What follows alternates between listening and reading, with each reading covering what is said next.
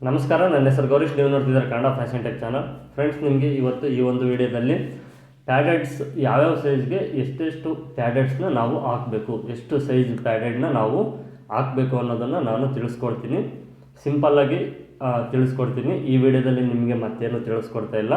ಪ್ಯಾಡೆಡ್ನ ನಾವು ಯಾವ ಚೆಸ್ಟ್ ಮೆಜರ್ಮೆಂಟ್ಗೆ ಎಷ್ಟು ತೊಗೊಳ್ಬೇಕು ಅನ್ನೋದು ಮಾತ್ರನೇ ತಿಳಿಸ್ಕೊಡ್ತೀನಿ. ಹಾಗೆ ನೀವು ಇನ್ನೂ ನನ್ನ ಚಾನಲ್ಗೆ ಹೊಸಬರಾಗಿದ್ದರೆ ಈಗಲೇ ನನ್ನ ಚಾನಲ್ನ ಸಬ್ಸ್ಕ್ರೈಬ್ ಮಾಡಿಕೊಂಡು ಪಕ್ಕದಲ್ಲಿರೋ ಬೆಲ್ಲೈಕನ್ನ ಕ್ಲಿಕ್ ಮಾಡಿದರೆ ನಾನು ಯಾವುದೇ ಹೊಸ ವೀಡಿಯೋನ ಅಪ್ಲೋಡ್ ಮಾಡಿದರೆ ನಿಮಗೆ ನೋಟಿಫಿಕೇಷನ್ ಅನ್ನೋದು ಬರುತ್ತೆ.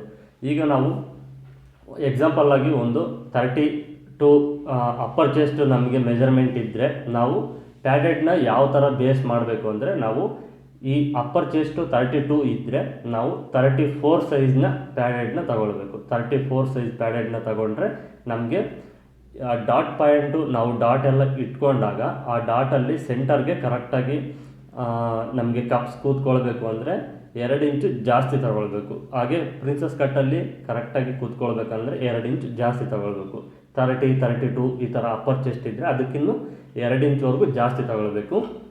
ಲಾಸ್ಟ್ ನಿಮಗೆ 38, 40 ಇದ್ದರೂ ನಿಮಗೆ 38 ಇದ್ದರೂ 40 ಯೂಸ್ ಮಾಡಬೇಕು, 40 ಇದ್ರೂ 40 ಯೂಸ್ ಮಾಡಬೇಕು, ಅಲ್ಲಿವರೆಗೂ ಯೂಸ್ ಮಾಡಬೇಕು. ಅದಕ್ಕಿನ್ನೂ ಜಾಸ್ತಿ ಅಂದರೆ ನಿಮಗೆ 42ವರೆಗೂ ಕಪ್ ಸೈಜು ಸಿಗುತ್ತೆ.